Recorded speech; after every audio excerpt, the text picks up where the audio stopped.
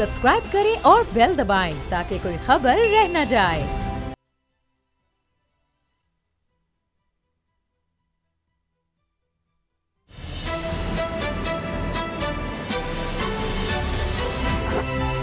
अब पता चला।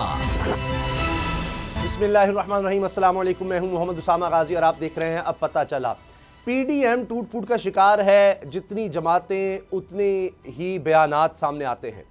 अब बिलावल भुट्टो के ताज़ा बयान ने हलचल मचा दी, जिसमें उन्होंने कहा कि तहरीक अदम एतमाद लाएंगे इमरान खान के खिलाफ, और इस पर नून लीग ने तो साफ कह दिया कि इसका कोई चांस ही नहीं है। नवाज शरीफ साहब ने भी कह दिया कि ऐसा नहीं करना। फजलुर रहमान साहब भी कहते हैं कि ऐसा नहीं हो सकता।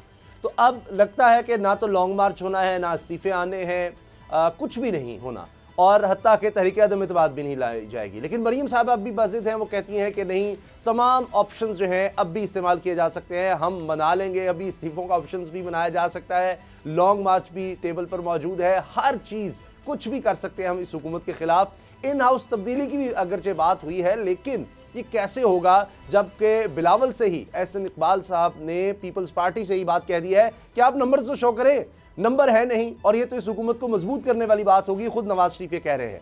तो जब खुद इतने इख्तलाफात हैं और ओपन में आ चुके हैं, तो अब पीडीएम आगे क्या करेगी? अगला अमल क्या होगा? क्या अगले 2.5 साल भी यही होता रहेगा जी तमाम ऑप्शंस हमारी टेबल पर मौजूद हैं, हम कुछ भी कर सकते हैं, अब यही चलता रहेगा? क्योंकि जरदारी साहब ने कह दिया कि अगले 3 माह बहुत अहम है। फवाद चौधरी साहब कह रहे हैं कि हर 3 महीने के बाद जरदारी साहब कहते हैं कि अगले 3 माह बहुत अहम है और इनको अगले 3 साल भी अब कुछ नहीं मिलना।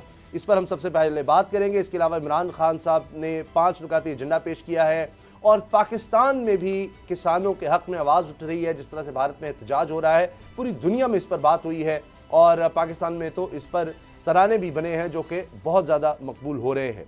जवाद अहमद साहब भी हमारे साथ होंगे, एक नौजवान गुलकार भी होंगे, लेकिन पहले बात करते हैं पीडीएम की। असद खरल साहब बाबड़ों साहब मेरे साथ हैं। खरल साहब, सारी ऑप्शन टेबल पर मौजूद हैं, किसी वक्त कुछ भी हो सकता है। कोई ऑप्शन नहीं है। इस्तीफ़ों वाली ऑप्शन उन्होंने खुद ही वापस ले ली है। लॉन्ग मार्च वाला मामला है, वो भी अभी कहीं नज़र नहीं आ रहा दूर दूर तक। सेनेट से पहले ज़िमनी इंतखाबात में हिस्सा लेने की बात, ना लेने की बात है, वो भी वो हिस्सा ले रहे हैं। सेनेट के इलेक्शन के अंदर वो हिस्सा ले रहे हैं। अब मामला ये है कि पीपल्स पार्टी की जानब से बिलावल भुट्टो जरदारी साहब ने जब ये बात की कि हम तहरीक अदम एतमाद लाएँगे पंजाब हुकूमत के ख़िलाफ़, पंजाब और कौमी असम्बली यानी हुकूमत जो मरकज़ी है उसके ख़िलाफ़, एहसन इकबाल साहब जो सेक्रेटरी जनरल नून लीग के हैं, उन्होंने कहा जी आप शो करें पहले, आपके पास क्या अक्सरियत नहीं है जी? अगर अक्सरियत नहीं है तो हम कैसे ये तो और ज़्यादा मजबूत हो जाएगी। सही। अच्छा, फिर ये नून लीग ये कह रही है कि मरियम साहबा ये कह रही है कि हुकूमत अपोजिशन को मिन्नतें कर रही है और वो मानेगी नहीं। अच्छा, अब नून लीग की जानब से यही कहा जा रहा है कि अगर ये तहरीक अदम एतमाद नाकाम हो गई, जो कि सामने दीवार पे लिखा नज़र आ रहा है, तो फिर तो और ज़्यादा मजबूत हो जाएगी। अब जरदारी साहब की आपने बात कर दी कि जरदारी साहब कह रहे हैं जी अगले 3 माह हम है। ये तो शेख रशीद साहब उनके बयान काफ़ी मिलते जुलते हैं, कुर्बानी से पहले ले, बड़ी कुर्बानी से पहले कुर्बानी। अब जरदारी साहब ने जो 3 माह कहा, 3 माह मार्च, जारी बात है, तो मार्च अप्रैल में, तो मार्च अप्रैल में तो 3 माह हम तो यही है कि सेनेट का इलेक्शन हो रहा है और उसके बाद कोई ऐसी नज़र नहीं आ रही। और ये जो सूरत हाल नज़र आ रही है, जिस तरह फवाद चौधरी साहब ने कहा है कि जितना इस्तेमाल करना था जरदारी साहब ने पीडीएम को कर लिया, तो अब वो अपनी लाइन जो भी है वो उस हवाले से बातें कर रहे हैं। तो मामला ये है उसामा साहब, अभी तक पीडीएम का जो प्लेटफार्म है उसके ज़रिए मैं नहीं समझता कि हुकूमत जो है उसको जनाब उसकी टांगें कांपनी शुरू हो गई हैं। हुकूमत जो है वो परेशान हो गई, उसके पसीने छुड़ा दिए गए। जितने इन्होंने जलसे किए वो भी आपने देख लिए। लाहौर का जलसा जो उसने तो पीडीएम की कमर तोड़ के रख दी। उसके बाद जलसे जो है वो रैलियों में तब्दील हो गए। लॉन्ग मार्च जो है वो जनवरी ख़त्म होने वाला है, अभी तक कोई दूर दूर तक नज़र नहीं आ रहा, कोई ऐसे नहीं है मामला। उसके बाद इस्तीफ़ों वाला मामला है वो भी ख़त्म हो गया। तो अब अदम एतमाद वाली बात जो है वो ट्रक की बत्ती के पीछे है। और बात तो सही है नून लीग की कि बिलावल साहब जो हमें नया एक लॉलीपॉप दे दिया उन्होंने, अच्छा, कि जो ना 9 मन तेल होगा ना राधा नाचेगी, ये तो बात वही हो गई है। अच्छा बाबर साहब, वो आर या पार होना था, मरीम साहब ने कहा था अब आर या पार होगा। एटम बम था इस्तीफे, वो एटम बम अब चलना है कि क्या होगा? अब बिलावल ने भी कहा था कि जी ये एटम बम है, ये इस्तीफे वो भी नहीं आ रहे, तो फिर अब क्या आपको लग रहा है क्या होने वाला है? अभी भी जो अगले 3 महीने बड़े अहम हैं, और ये तहरीक अदम एतमाद और साथ ही इन हाउस तब्दीली ये भी हो सकती है, इमरान खान साहब को हटाया जा सकता है। तो समा साहब, पहली बात तो ये है कि PMLN जो है उन्होंने अगर आप एहसन इकबाल की स्टेटमेंट सुन लें, उन्होंने तो बड़ा क्लियरली इन हाउस तब्दीली का जो ऑप्शन है उसको ख़त्म कर दिया कि जी सेनेट में क्या हुआ, तो अब कौन सा ऐसा है कि हम इन हाउस तब्दीली में कामयाब हो जाएंगे। पाकिस्तान की तारीख भी ये बताती है कि आज तक इन हाउस तब्दीली नहीं आ सकी, कोई प्राइम मिनिस्टर अदम इत्तेमाद की बुनियाद पर नहीं उतारा जा सका। जितनी भी अदम इत्तेमाद की तहरीकें आई हैं, चाहे वो कितनी भी कमज़ोर गवर्नमेंट थी, वो अल्टीमेटली नाकाम हो गई हैं। गवर्नमेंट के पास बहुत सारे रिसोर्सेज होते हैं, गवर्नमेंट के पास पैसा होता है, गवर्नमेंट लोगों को बुलाई कर सकती है। अगर आपके से इत्तेहादी जो हैं, अल्टीमेटली यही है ना कि आपके इत्तेहादी जो है वो आपको सपोर्ट ना करें जी। जो आपका अपना MP MNA है, जो भी PTI का MNA, अगर वो प्राइम मिनिस्टर के खिलाफ वोट डालता है वो तो डिस्क्वालीफाई हो जाएगा। तो डिस्क्वालीफाई होने के लिए PTI में तो कोई तैयार नहीं है। अब बात आ गई इत्तेहादियों की। इत्तेहादियों में काफ लीग है, MQM है, GDA है, जितनी भी ग्रैंड अलायंस है, ये जितनी भी पार्टी है, भाब है, वो सारे जो हैं वो मेरा नहीं ख्याल कि किसी के ताल्लुकात इतने कशीदा हैं। चौधरियों के साथ भी ताल्लुकात ठीक हो गए हैं, MQM की थोड़ी बहुत रिजर्वेशन है वो भी दूर हो जाएंगी। बाकी GDA गवर्नमेंट के साथ खड़ी हुई है, बाप गवर्नमेंट के साथ खड़ा हुआ है।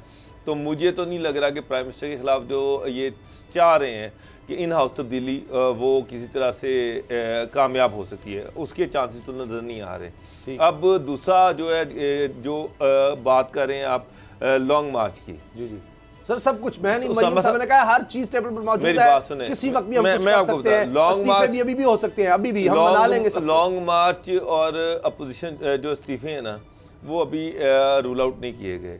बल्कि पार्टी लग रहा है कि आहिस्ता आहिस्ता स्लोली और ग्रेजुअली पीछे हट रही है, लेकिन वो PDM का हिस्सा है।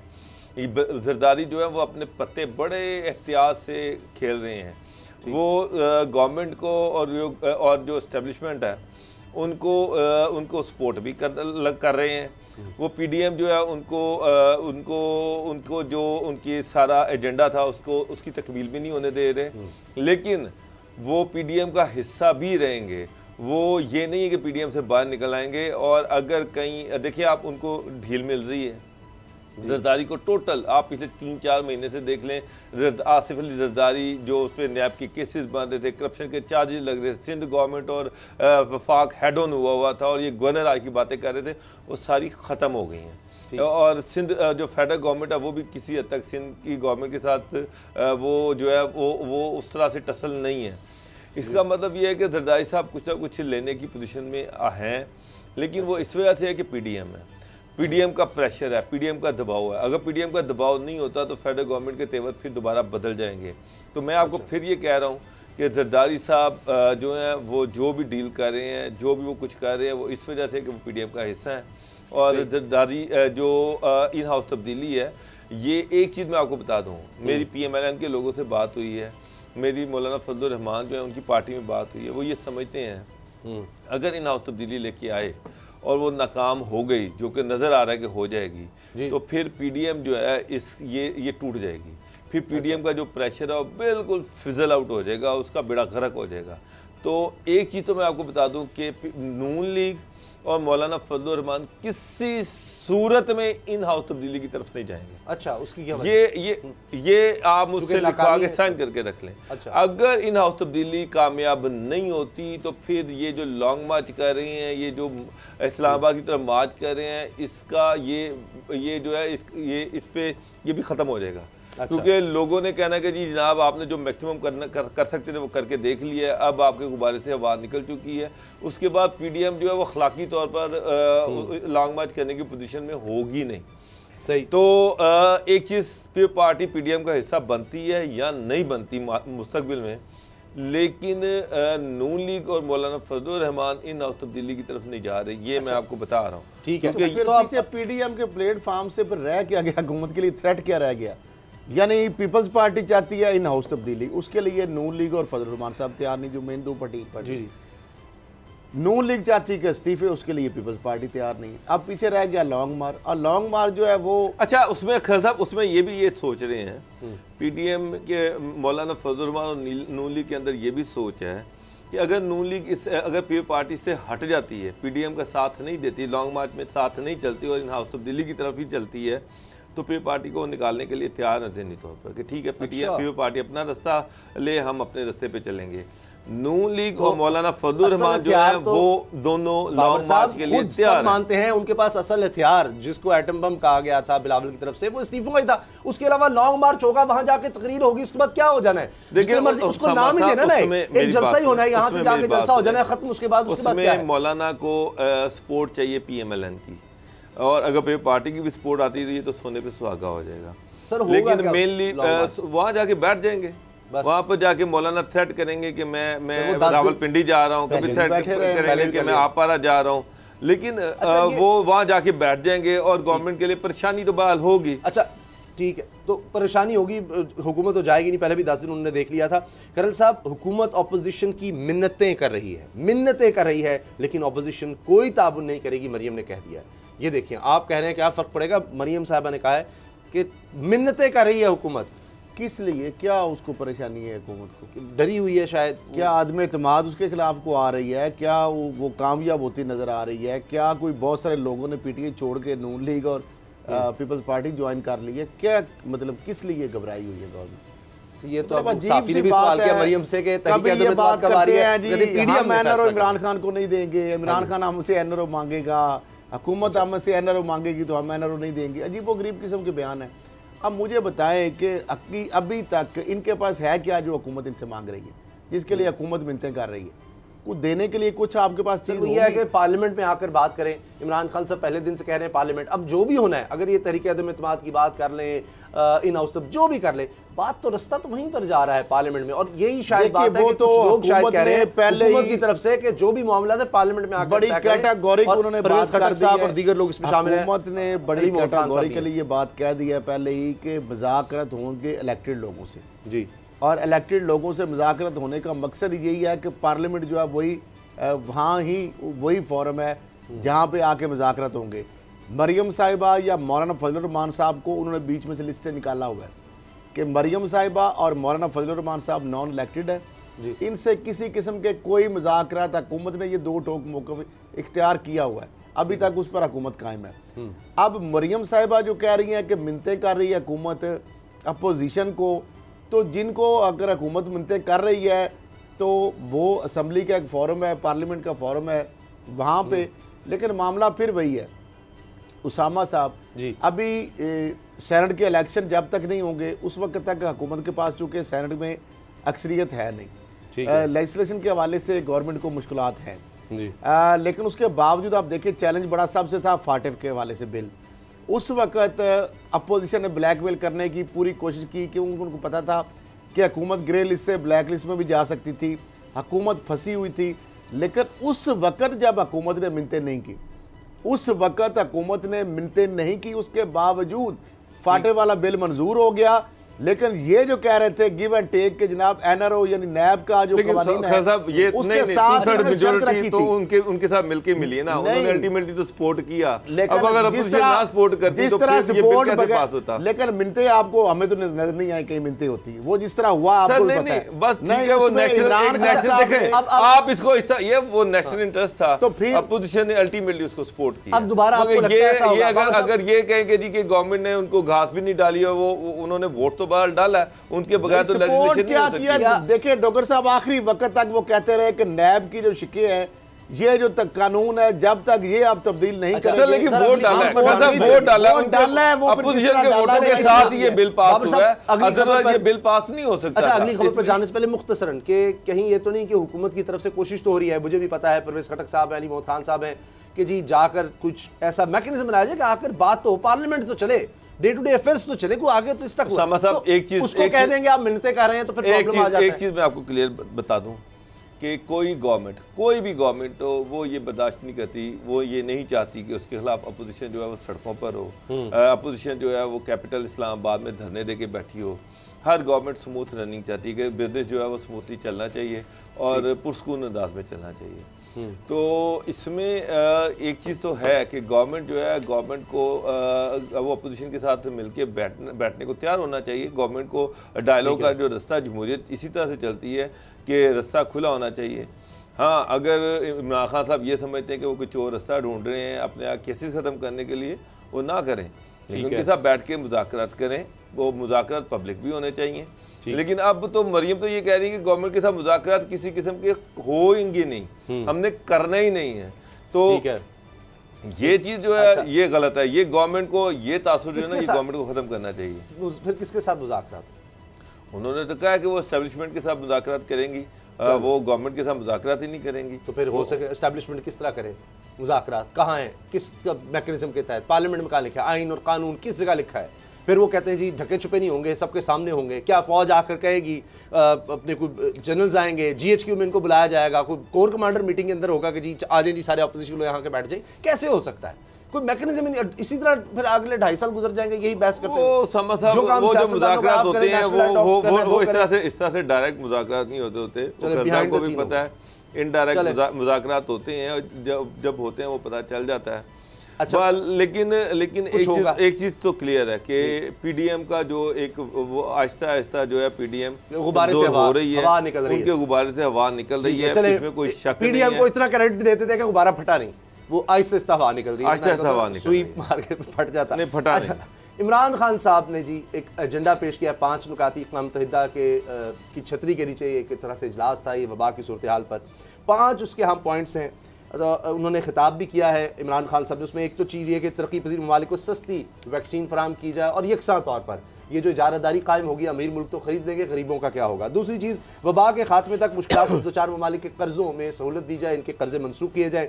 बढ़ती हुई अदायगी के दबाव के तवाज़ुन को ख़त्म करने के लिए $500 अरब मुख्तस किए जाएँ ममालिक के लिए। चौथी चीज़ है, करप्ट सियासतदानों और मुजरिमों की जानिब से चोरी किए गए असासों की वापसी को यकीनी बनाया जाए।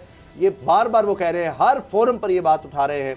और ये चीज़ें क्या हो सकेंगी? असद खरल साहब हर दफ़ा ये कहते हैं जी गरीब मुल्क इसलिए गरीब है कि वसाइल कब्जे में लिए जाते हैं, जो इमरान खान साहब ने अफ्रीका मुल्कों का भी यही हाल है, अमीर मुल्कों में जाके पैसे बना लेते हैं। उन्होंने यही बात की है, उन्होंने कहा कि जो रिपोर्ट्स हैं उनके मुताबिक $70 खरब जो है उसकी रकम इन महफूज पनाह गाँव में मौजूद है। 70 खरब उसको अगर मल्टीप्लाई करेंगे तो मेरा ख्याल कैलकुलेटर जो है अभी तक मेरा ख्याल ऐसा कोई याद नहीं है, आम कैलकुलेटर कंप्यूटर से हो सकता है। और ये वही वर्जिन आइलैंड्स, बर्तानिया, यूरोप, सारा अफ्रीका का पैसा भी पाकिस्तान में $70 मौजूद है और हर साल $10 खरब की रकम तरक्की पजीर ममालिक से इन महफूज पनाह गाँव में चली जाती है।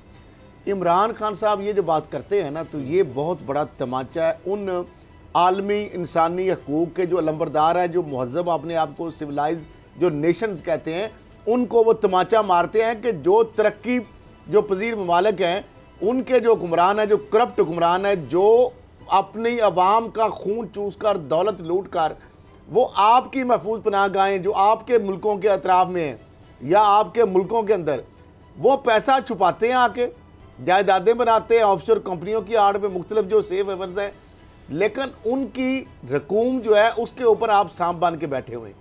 आप इस्तेहसाल कर रहे हैं। आप एक तरफ सो कॉल्ड इंसानी हकूक़ के लंबरदार हैं, दूसरी तरफ आप इस्तेहसाल कर रहे हैं। क्या आप उन मुजरमों लुटेरे जो है अपने मुल्क के जो वसाइल लूट के जिन्होंने छुपाए हुए हैं, आप उनको इनकरेज करते हैं। आप उनकी जो ना वापसी हवालगी की जब बात आती है तो वो आप नहीं करते, जब उनके पैसे वापस उन मुल्कों में ले जाने की बात होती है तो वो नहीं करते। $500 अरब की जो उन्होंने बात की है कोरोना के वाले से, इससे पहले भी इमरान खान साहब ये कह रहे हैं, ये भी उन्होंने ऑप्शन दिया था कि कुछ देर के लिए जो कर्जे हैं या तो माफ़ कर दिए जाए या उनको आगे कर दिया जाए क्योंकि जो कोरोना की जो सूरत हाल उसकी वजह से। तो इस तरह की सजेशन जो है बड़ी एक बोल्ड तरीके से इमरान खान साहब ने पहले भी दी हैं, अब भी उन्होंने जो प्लेटफॉर्म इस्तेमाल किया है, लेकिन जो उनका एफसीज है वो ये है, लूटा हुआ माल जो है वो पूरी दुनिया के अंदर और इक़वाम मुत्तहिदा के अंदर पहले भी ये बात कर चुके हैं। वर्ल्ड हेल्थ ऑर्गेनाइजेशन की तरफ से भी, उनके भी जो सरबराह हैं उनकी तरफ से भी ये खदशा जाहिर किया गया कि ये बड़ी खौफनाक तकसीम नज़र आ रही है कि अमीर ममालिक इंतज़ाम कर रहे हैं वैक्सीन का, उन्होंने तो पहले ही ख़रीद लिया था, बहुत से यानी एडवांस में ही बुकिंग कर ली, खरीद लिए। गरीब ममालिक क्या करें? और पाकिस्तान तो भरपूर कोशिश कर रहा है, इसके लिए पाकिस्तान ने रकमी मुख्तस कर दी। चीन एक दफ़ा फिर मदद को आया, 5 लाख उन्होंने कहा 31 जनवरी से पहले पहले वैक्सीन की डोजेज़ आ जाएंगी, फिर फरवरी के अख्ताम से पहले पहले 11 लाख और ये मुफ्त होंगी। तो पाकिस्तान की तरफ से भी कोशिश की जा रही है। लेकिन बाबर डोगर साहब, ये सारा मेरे जहन में ना कई सदियाँ घूम गई कि विंस्टन चर्चिल बड़ा अजीम बरतानवी माना जाता है, वज़ीर आज़म भी रहा, लेकिन उसके दौर में भी ये हुआ कि यहाँ पर जितनी ज़्यादा कहत साली थी बरे सग़ीर में, और करोड़ों लोग मरे, करोड़ों लोग भूख से मर गए यहाँ बरे सग़ीर में।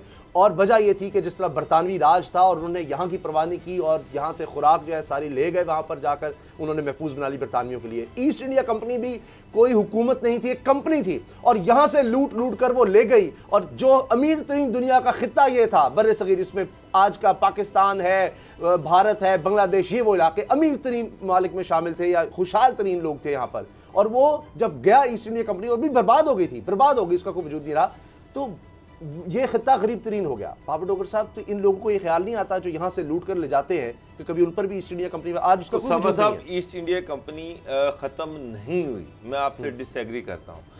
अब उन्होंने एक नया तरीक़ाकार ढूंढ लिया। ये जो साम्राज्य कुफ्ते हैं, ये जो अमेरिका, यूरोप, इंग्लैंड, फ्रांस, जितने भी बड़े ममालिक हैं, इन्होंने एक नया तरीका ढूंढ लिया। मगर बरतानिया में आइल ऑफ मैन ये एक जजीरा है, और इस तरह के बेतहाशा जजीरे हैं जो टैक्स फ्री जोन है। जैसे पनामा है कि वो आप बाहर से जितना मर्जी लूटें, जो मर्जी अरबों डॉलर लूटें, आप यहाँ पर आए, यहाँ पर आकर इन जजीरों में आप वो इन्वेस्टमेंट करें। इन जजीरों के जरिए से ये टैक्स फ्री जोन बनाए हुए हैं। असल में ये लूप होल्स उन्होंने जान के रखे हुए हैं कि आप इनके जरिए से अरबों डॉलर हमारी इकोनॉमी में डालते जाएं, आपको कोई नहीं पूछेगा। तो बरतानवी साम्राज्य जो है वो अब कभी खत्म नहीं हुआ। ईस्ट इंडिया कंपनी जो है अब वो नहीं है। अब ईस्ट इंडिया कंपनी की बजाय ये शरीफ फैमिली है, जरदारी फैमिली है, और इस तरह की बड़ी बड़ी फैमिली हैं सारी दुनिया में, अमेरिका, अफ्रीका में, साउथ एशिया में, सेंट्रल एशिया में, जो अपने अपने मुल्कों को लूटते हैं। हर मुल्क की, हर गरीब मुल्क की ये कहानी है कि वहां के हुक्मरान जो है वह अरबों डॉलर लूटते हैं, और ये जो चोर दरवाजे उनके लिए रखे गए हैं, उनके जरिए से ये अरबों डॉलर उनके दहाई हमारी बड़ी टॉप की थी 65 से 70। उसके बाद जो जवाल हुआ, जो बैंकों से, सरकारी बैंकों से कर्जे ले लेकर, ये सारी अमीर फैमिली जो आज की हैं, सारे बड़े बड़े कारोबारी, उसमें शरीफ खानदान भी शामिल है, उन्होंने कर्जे लिए, सरकारी बैंक थे सब, उसके बाद जाकर पढ़ रहे, और वो मुआफ करवाते थे, और वो सारा कौमी पैसा था। और इस तरह ये मुल्क, एक बहुत बड़ी वजह है इस मुल्क के गरीब होने की। ब्रेक लेते हैं, और ब्रेक के बाद बात करेंगे किसानों के एहतजाज की और किस तरह पूरी दुनिया से उस पर आवाज़ें उठ रही हैं। जवाद अहमद साहब हमारे साथ होंगे इस ब्रेक के बाद।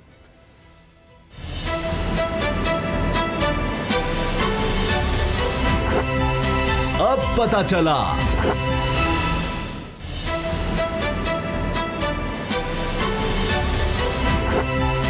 अब पता चला। ब्रेक के बाद खुश आमदीद। किसानों का एहतजाज भारत में जारी है, कई दिन, कई हफ्ते हो गए, और ये एहतजाज ज़ोर पकड़ता जा रहा है। कल यौम जमहूरिया है भारत का, और उस दिन भी इन्होंने एहतजाज को तेज़ करने का ऐलान किया है। बाकायदा एक ट्रैक्टर रैली का कहा जा रहा है कि इंतज़ाम किया जा रहा है, और इस तरह से उनके ज़रिए ये यौम जमहूरिया पर किसान सब निकलेंगे। अच्छा, इसी हवाले से एबी चट्ठा एक नौजवान है पाकिस्तानी, उन्होंने एक गाना बनाया बागी, और ये इतना मकबूल हुआ है, इतना मकबूल हुआ है कि किसान एहतजाज में, चूँकि दुनिया भर में इस पर आवाज़ उठ रही है, तो वहाँ पर मुसलसल इसको चलाया जा रहा है सोशल मीडिया पर, मुख्तलिफ जगहों पर। ये बहुत ज़्यादा मकबूल हो गया। तो पहले हम, इससे पहले कि इस नौजवान से बात करें, पहले उनका ये गाना जो इतना मकबूल हो गया है कि भारत में हर कोई इसको सुन रहा है, लगा, और ट्रैक्टरों में, वहाँ पर एहतजाज में इसको सुनाया जा रहा है। पहले वो गाना सुनते हैं और उसके बाद इनसे बात करते हैं। चिट्ठा, ਤੁਹਾਡਾ ਖਿਆਲ ਸੀ ਇਹਨਾਂ ਮਕਬੂਲ ਹੋ ਜਾਏਗਾ ਤੁਹਾਡਾ ਗਾਣਾ ਹੈ ਬਾਗੀ ਪੰਜਾਬ, ਔਰ ਕਿਸ ਤਰ੍ਹਾਂ ਤੁਹਾਨੂੰ ਖਿਆਲ ਆਇਆ ਇਹ ਗਾਣਾ ਤੁਸੀਂ ਸੋਚਿਆ ਹੈ, ਬਣਾਇਆ ਕਿ ਇੰਨਾ ਜ਼ੁਲਮ ਹੋ ਰਿਹਾ ਹੈ ਭਾਰਤ ਵਿੱਚ ਕਿਸਾਨਾਂ ਤੇ?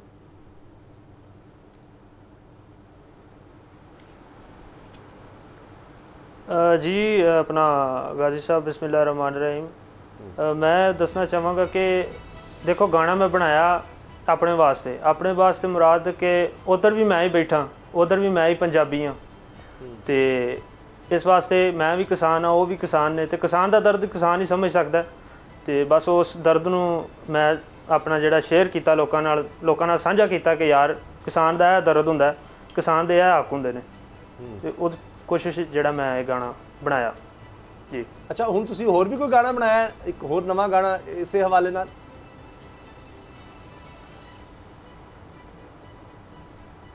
जी गाना अज मेरा एक होर आया, किसानों वास्ते ही आया, अपने भरावां वास्ते, गज दा पंजाब।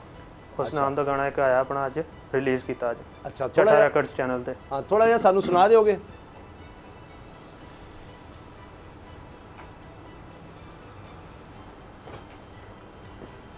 मैं सुनाना तुहानू।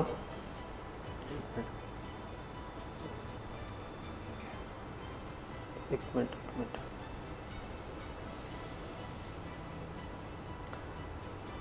मेरा ख्याल है वो ਲੈਂਦੇ ਵਾਲੇ ਨਾਲ ਖੜੇ ਵੀਰ ਬਣ ਕੇ ਸਰਕਾਰ ਦੀਆਂ ਅੱਖਾਂ ਵਿੱਚ ਆਹੀ ਰੜ ਕੇ ਚੜਦੇ ਦੇ ਹੱਕ ਵਿੱਚ ਲੈਂਦਾ ਬੋਲਦਾ ਆਹੀ ਗੱਲ ਦੁਨੀਆ ਨੂੰ ਚਿਰੇ ਤੀਰ ਬਣ ਕੇ ਤੈਨੂੰ ਹੈਗਾ ਨਹੀਂ ਭੁਲੇਖਾ ਸਾਡੇ ਕਿੰਨੇ ਆ ਮਰੇ ਅੱਗੇ ਕਿੰਨੇ ਤੇਰੇ ਅਸੀਂ ਜ਼ੁਲਮ ਸਹੇ ਸਾਡੇ ਹੀ ਖੇਤਾਂ 'ਚ ਸਾਨੂੰ ਕਰੇਗਾ ਗੁਲਾਮ ਕੀਤਾ ਸੌਦਾ ਤੂੰ ਸਦਾਗਰਾਂ ਦੇ ਨਾਲ ਖੜ ਕੇ ਜੀ।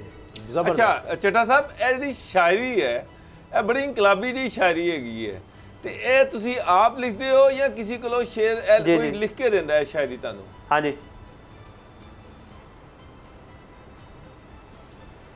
नहीं मैं आप ही लिखना जी, कोशिश करना कि आप ही लिखा जी। क्योंकि ਇਹ ਜਿੰਨੇ ਵੀ ਤੁਸੀਂ ਸ਼ੇਰ ਪੜ੍ਹੇ ਨੇ ਇਹ ਬੜੇ ਇਨਕਲਾਬੀ ਸ਼ੇਰ ਨੇ। ਇਹ ਇੱਕ ਸਾਮਰਾਜ ਦੇ ਖਿਲਾਫ ਖੜੇ ਹੋਣ ਦੀ ਗੱਲ ਕਰ ਰਹੇ ਹੋ, ਗਲਤ ਨਿਜ਼ਾਮ ਦੇ ਖਿਲਾਫ ਖੜੇ ਹੋਣ ਦੀ ਗੱਲ ਕਰ ਰਹੇ ਹੋ।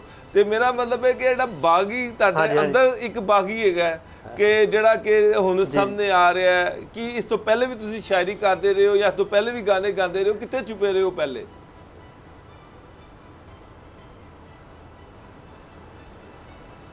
नहीं गाने तो मैं पहले भी करता रहा, लेकिन इस जी सिचुएशन इस टाइम हिंदुस्तान भारत के अपने चढ़ते पंजाब वाल बन चुकी है। उन्हें फिर जरा ना एक अंदरों ही एक बागी कढ़िया कि यार नहीं उन्होंने वास्ते एक स्पोर्ट में गाना होना चाहिए, बस फिर मैं जरा एक गाना कढ़ दिता। अच्छा एक चीज़ हो, बार बार इंडिया तो इल्ज़ाम लाया जाता है, मोदी गवर्नमेंट तो इल्ज़ाम लाया जाता है कि जी पाकिस्तान जो है ना साढ़े खिलाफ साजिश कर रहा है, सिखा नूं साढ़े खिलाफ उकसा रहा है। ਤੁਹਾਡਾ ਹੀ ਖਿਲਾਫ ਹੈ ਕੋਈ ਸਾਜ਼ਿਸ਼ ਹੈ ਕਿ यहाँ एक दर्द ਸਾਂਝਾ ਹੈਗਾ, ਮੁਸ਼ਤਰਕਾ ਦਰਦ ਹੈਗਾ ਜਿਹਨੂੰ ਅਸੀਂ ਫੀਲ ਕਰ ਰਹੇ ਹਾਂ, ਜਿਹਨੂੰ ਅਸੀਂ ਸਮਝ ਰਹੇ ਹਾਂ ਕਿ ਨਹੀਂ ਯਾਰ ਬੜੀ ਜ਼ਿਆਦਤੀ ਹੋ ਰਹੀ ਹੈ?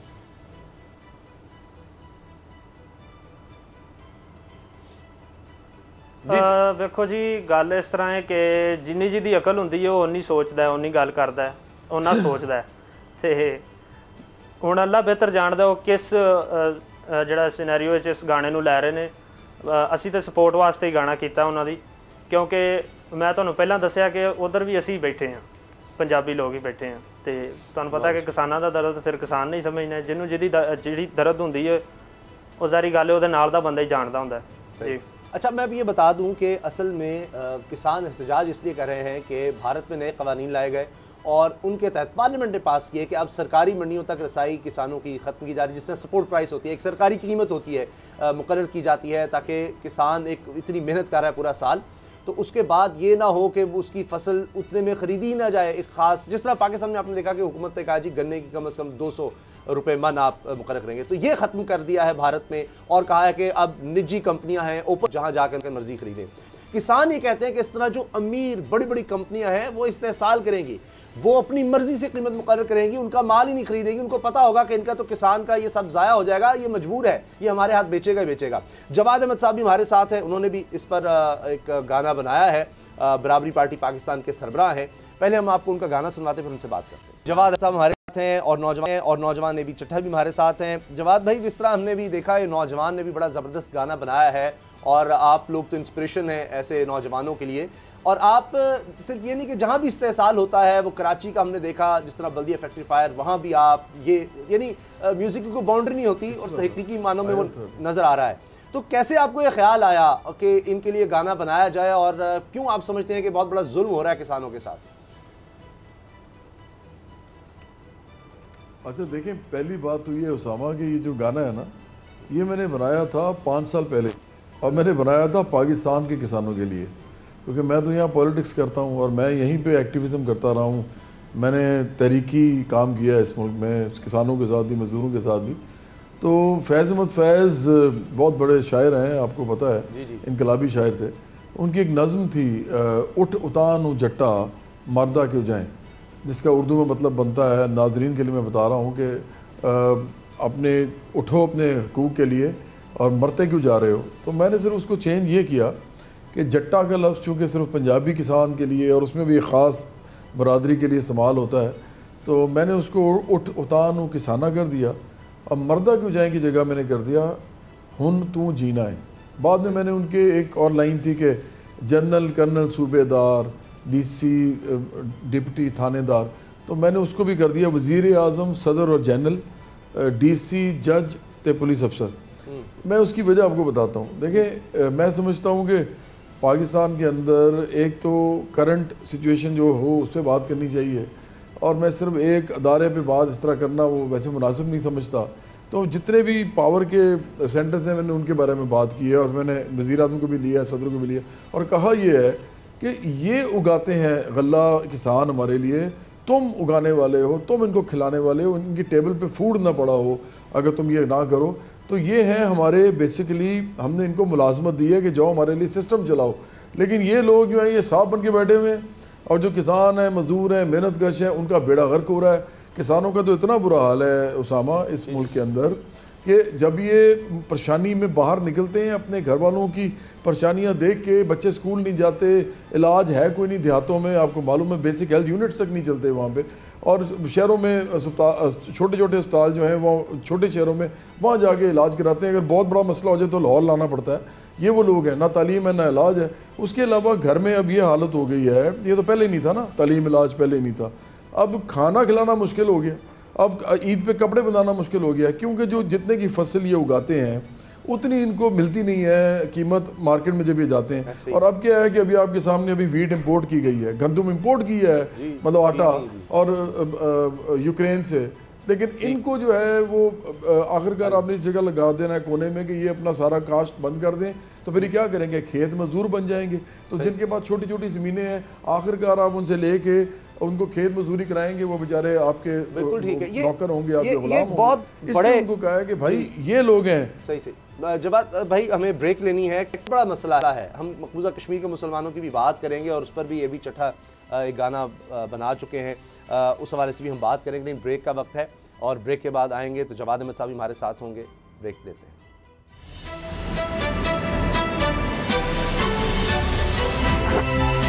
अब पता चला।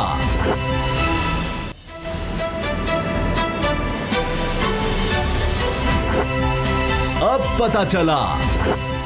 एबी चट्टा नौजवान सिंगर हमारे साथ हैं, किसानों के लिए आवाज़ उठा रहे हैं। एबी चट्टा, आपने मकबूजा कश्मीर के हवाले से वहाँ मुसलमानों पर जो जुल्म हो रहा है उसके लिए भी आप सोच रहे हैं, उसको भी महसूस करते हैं, पूरी दुनिया में जिस तरह मुसलमान इस दर्द को महसूस करते हैं, तो उस पर भी आप कोई गाना बना रहे हैं?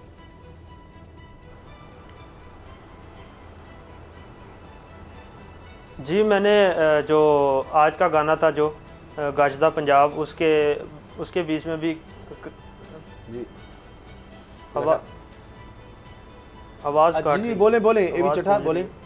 और हेलो जी, आपकी आवाज़ आ रही है, थोड़ी इको है, हम उसको कोशिश करते हैं ठीक करें, आप बात मुकम्मल करें। सर आवाज़ बहुत गूंज रही, मेरा ख्याल समझ नहीं आ रही। अच्छा चले, मैं तब तक जवाब से बात करता हूं। मैं ये कह रहा था कि आज का जो सॉन्ग मैंने निकाला था गाजदा पंजाब जो रिलीज़ किया, उस सॉन्ग के एंड में भी जो है वो कश्मीर के लिए मैंने आवाज़ उठाई है, और उठानी भी चाहिए क्योंकि कश्मीर भी हमारा एक हिस्सा है जी, और वहाँ से इंसानी बसते हैं। तवज्जो दिलाने के लिए जो है कोशिश की है कि लोगों को पता चले कि कश्मीर में क्या हो रहा है जी। ठीक है, और नेक्स्ट भी इंशाल्लाह जो है वो कोशिश है कि सॉन्ग एक कश्मीर के जो है वो उसके लिए एक बनाया जाए। मैं लिख रहा हूँ अभी।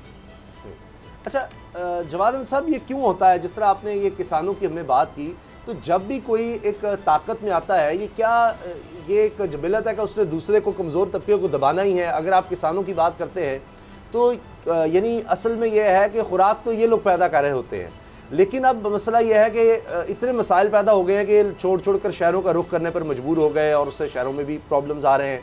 अब अगर आप किसानों के लिए, भारत के किसानों के लिए आवाज़ उठाते हैं, तो पाकिस्तान से आवाज़ उठे कहते हैं जी देखें ये पाकिस्तान को सपोर्ट कर रहा है, ये खालिस्तान तहरीक है, ये मकबूजा कश्मीर में हालात ख़राब कर रहे हैं, तो ये एक बड़ा मसला हो जाता है। और अभी कनाडा से आवाज़ उठी इनके हक़ में, तो जनाब भारत कहते हैं कनाडा के खिलाफ इक़दाम शुरू कर दे, हमारा इंटरनल मामला है। अगर मलेशिया का वज़ीर आज़म या तुर्की का सदर कहता है मकबूजा कश्मीर के मुसलमानों पर जुल्म बंद करो, तो वो उनसे ताल्लुकात ख़त्म करने लग जाते हैं, उनसे चीज़ें ख़रीदना बंद, उनकी इकॉनमी तबाह करने की कोशिश। तो ये बड़ा मुश्किल हो जाता है एज एन इंडिविजुअल भी, अगर आप किसी भी ताकतवर के खिलाफ उठाएं तो वो आपको टारगेट करने लग जाता है कि तुम मजलूम का साथ क्यों दे रहे हो। ये बात तो ठीक है। नरेंद्र मोदी जो है, उनकी जो गवर्नमेंट है, उसने बहुत ज़्यादा किसानों के ख़िलाफ़ जो है वो पॉलिसीज़ बनाई हैं, इसीलिए किसान अब बाहर निकले हैं और वो टलने वाले नहीं हैं, मैं आपको बताऊं। और जो हालात हुए हुए हैं, वो कोई मुज़ाकरात की टेबल पे बैठते भी हैं तो अपने मुतालबात से नहीं हटते, तो बड़ा मसला हो जाएगा इनके लिए। ये जो कॉर्पोरेट्स को पूरा एक हवाले करना चाह रहे हैं, सारे की सारी इकॉनमी और किसानों का बेड़ागर करना चाह रहे हैं। इंडिया में आपको बताऊं ये भी बात कि इंडिया में किसानों ने खुदकुशियाँ की हैं, बहुत ज़्यादा खुदकुशियाँ हुई हैं वहाँ पे पिछले 10-15 साल में। और ये बहुत इंपॉर्टेंट बात है कि मनमोहन सिंह की पॉलिसीज़ भी कोई इतनी अच्छी नहीं थी, इंडिया में अंदर बड़ी प्रॉब्लम्स हैं। तो अब तो आखिरकार ये सब्र का पैमाना लबरेज हो गया है कि वो बाहर आ गए हैं। लेकिन जो आपने बात की है, देखें इस वक्त दुनिया में जहाँ पर भी आप देखेंगे ना, तो एक रूलिंग एलीट है और ये बहुत इम्पॉर्टेंट इस वक्त एक हम ऐसे दौर से गुजर रहे हैं जहाँ पे चाहे अमेरिका हो, चाहे इंडिया हो, चाहे पाकिस्तान हो, कोई भी मुल्क हो, लोग ये बात कर रहे हैं कि एक एलीट कैप्चर है और उसमें जो अमीर लोग हैं या तो वो खुद पार्लियामेंट में बैठे हुए हैं या ऐसे कानून साज इदारों में बैठे हैं वोट लेके इलेक्शन लड़के कि वो खुद ही फैसले कर रहे हैं, और या फिर वो लॉबिंग करके अपने लोगों को वहाँ भेजते हैं और अपने लिए पॉलिसीज़ बनवाते हैं। तो पाकिस्तान में भी, इंडिया में भी, हर जगह में मैं समझता हूँ, क्योंकि ये देखें आखिरकार आम लोग जो है ना वो एक जैसे ही होते हैं, वो हर जगह बड़े परेशान होते हैं। मैं समझता हूँ कि जब तक आम लोगों को अक्सरियती उनकी जो ऐसी पार्टी कोई ना बने जहाँ पे ज़्यादातर लोग आम लोग हों, तो ये मसला हल होने वाला है नहीं। और ये लोग जो है इनको तो दर्द भी नहीं होता। हम नरेंद्र मोदी को जो लाए हैं वो उसमें अंबानी भी हैं, उसमें और भी बड़े बड़े उनके जो सरमायादार हैं, उनका पैसा लगा हुआ है, तो उन लोगों को गरीब आदमी का क्या दर्द है। इसी तरह हमारे पास जो ऊपर बैठे हुए लोग, इनको भी क्या दर्द है, जो सैकड़ों कनालों हज़ारों कनालों में रहने वाले लोग होते हैं, उनकी पता नहीं कितनी कितनी जदादें होती हैं। अगर वो पॉलिटिक्स ना करें हमें कोई फ़र्क नहीं पड़ता, जितनी मर्जी जदादें बनाएं, लेकिन इतने गरीब मुल्कों के अंदर अगर आप हुक्मरान बनते हैं और आपके शौक़ वही हैं सारे, तो मैं नहीं समझता कि आपके अंदर दर्द पैदा भी हो सकता है। तो मुझे लगता है कि इसका हल एक ही है कि आम लोगों को अपनी पार्टियां बनानी पड़ेंगी। बराबरी वाली पाकिस्तान इसीलिए बनाई गई है उसामा, कि हम कहते हैं कि आम लोग मोबिलाइज हों, पहले मुनज़्ज़म हों अपनी जगहों में, मोहल्लों में, सियासी तौर पे, उसके बाद वो इलेक्शन लड़ें क्राउड फंडिंग के साथ, खुद अपने लोगों को इलेक्शन लड़वाएं। और ये वही तरीका है, इसके अलावा तरीका है कोई नहीं। क्योंकि अगर आप अमीरों से समझते हैं कि वो दर्द आपका समझ के आपके लिए कुछ करेंगे, तो ना तो 70 साल तारीख में हुआ है अभी तक पाकिस्तान की 73 साल, और ना ही आगे होने वाला। अच्छा जवाद साहब, एक चीज़, ये बड़े अरसे के बाद पाकिस्तान में मैं ख़ास तौर पर देख रहा हूँ कि एक जुल्म के ख़िलाफ़ आवाज़ उठाई जा रही है, एक मौसर ज़रिए के ज़रिए से, शायरी के ज़रिए से, पोइट्री के ज़रिए से, जो शायद हबीब जालिब के बाद कहीं खो गई थी, गुम हो गई थी। तो चाहे इंडिया के गरीब किसान है या जालिम साम्राज्य है, उसके खिलाफ पाकिस्तान से आवाज़ उठ रही है, जो मैं कहूँगा हम एक्सपेक्ट नहीं करते थे। तो क्या कल ये समझें कि ये अब आवाज़ बंद नहीं होगी, ये कल ये चलती रहेगी? क्योंकि माजी में ऐसा कभी नहीं हुआ पाकिस्तान में, जो अब हो रहा है कि आवाज़ें उठना शुरू हो गई हैं, कि कल ये हमारे हुक्मरानों तक भी पहुँचेंगी। देखिए, मेरी आवाज़ तो मेरे मरने पे ही बंद होगी, अपने बारे में तो मैं आपको बता सकता हूँ, क्योंकि मेरी तो जितनी ज़िंदगी रह गई है, मैंने तो यही किया था कि मौसीकी के ज़रिए पहले एक नाम बने, फिर हम पॉलिटिक्स करें। मैं तो कॉलेज के ज़माने से, उसामा को पता है, मैं पॉलिटिशियन को बता चुका हूँ कि मेरे तो वालिदैन प्रोफेसर थे पॉलिटिकल साइंस के, तो मैं तो यही काम करना चाहता था। उसके लिए मुझे शोहरत चाहिए थी, लोगों के अंदर जाऊँगा किस तरह, अदरवाइज़ मैं कोई सरमायादार जागीरदार थोड़ी हूँ। और अगर वो होता तो मैं ये काम ही ना करता, मैं तो वो पैसे बना रहा होता। तो मैं शुक्र करता हूँ, मैं खुशकिस्मत हूँ कि मैं एक ऐसे घर में पैदा हुआ हूँ जो दोनों तरफ देखता है। मैंने इस मुल्क के अंदर सदर, वज़ीर आज़म, तमाम बड़े बड़े इदारों के लोगों से मैंने उनके हाथ मिलाया, उनके साथ बैठा भी, उनसे बात भी की है, मुझे पता है सिस्टम कैसे चलता है। दूसरी तरफ जो है, मैंने गरीबों के साथ जाके काम किया है, ट्रेड यूनियंस के साथ किया है, किसानों मजदूरों के साथ किया है, लोअर मिडिल क्लास के साथ किया है, और ये सारे मिला के 20 करोड़ लोग बनते हैं। तो मैं तो समझता हूँ कि पार्टी बनाना तो मेरा मकसद था शुरू से। अब अगर उस पार्टी के अंदर आम लोगों की हम बात कर रहे हैं, आवाज़ उठा रहे हैं, तो ये तो हमारी पार्टी की जो फॉर्मेशन है, जो उसकी ग्रोथ है, उसके अंदर सबसे इंपॉर्टेंट चीज़ है। हम तहरीकी चीज़ों से पार्टी बनाएंगे, हम तरीके चला के पार्टी बनाएंगे, चाहे वो स्टूडेंट्स की हो। अभी मैं ऑनलाइन स्टूडेंट्स का मामला चल रहा है इस वक्त, आपने देखा होगा, तो उनके साथ ही मैं खड़ा हुआ हूँ। अभी इस वक्त वो आज पे लाठी चार्ज हुआ है, मैं उस स्टूडेंट्स के साथ खड़ा हुआ हूँ और मैं उनके साथ गया था। मेरे में भी लाठी चार्ज हो सकता था गवर्नर हाउस के सामने, तो खड़ा होना पड़ता है, अदरवाइज जो है वो आवाज़ नहीं उठती। हक की आवाज़ उठाने के लिए खड़ा होना पड़ता है। अच्छा, ये भी ये बताएं कि अब इतनी मकबूलियत का आपने सोचा था, इतने मकबूल हो गए आपके गाने और इतना ज़्यादा आपको सराहा जा रहा है, पजीराई मिल रही है, कैसा फीडबैक आता है आपको? सोशल मीडिया पे लोग कांटेक्ट करते हैं, फ़ोन करते हैं, अप्रिशिएट करते हैं, शाबाश देते हैं, कैसा फीडबैक आता है? क्या कहते हैं लोग आपके गाने सुनकर?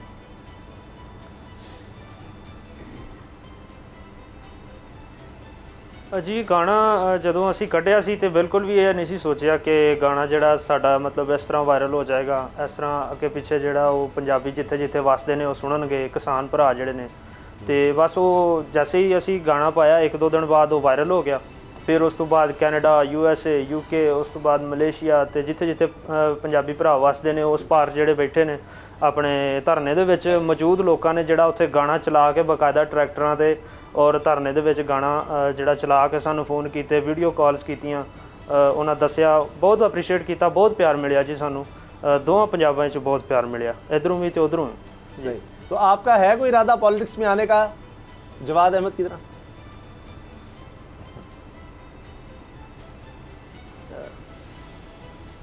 मेरा जी जी जी जी अभी चटा देखिए ना कि अब किसान तो हर सतह पर मुश्किलात में है, तो उनके लिए अब आपने आवाज़ उठाई है, आपकी अब तो पहचान बन गया किसानों के लिए अब। हाँ जी, हाँ जी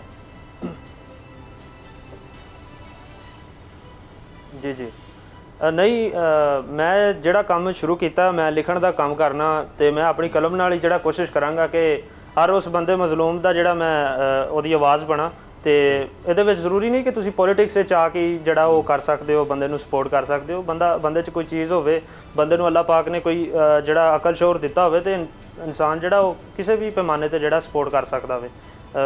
ख्वाह किसान होवे, ख्वाह कश्मीर होवे, फलस्तीन होवे, जिथे भी कोई भी मुसलमान होवे, अपना मजलूम कोई भी होवे, भावें ख्वाह हिंदू ईसाई क्यों ना होवे, जे इंसान दे विच अपने दम है तो सपोर्ट कर सकता है। जरूरी नहीं कि तुसी पॉलिटिक्स ही आके जड़ा सपोर्ट करो। बहुत शुक्रिया, बहुत बहुत शुक्रिया एबी चट्ठा आपका, जवाद अहमद साहब, बराबरी पार्टी पाकिस्तान, आपने हमें वक्त दिया, आपका दोनों का बहुत बहुत शुक्रिया। प्रोग्राम देखने का आप सबका शुक्रिया, इजाज़त दीजिए, अल्लाह हाफ़िज़।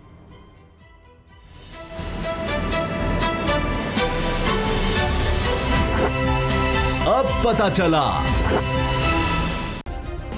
सब्सक्राइब करें और बेल दबाएं ताकि कोई खबर रह न जाए।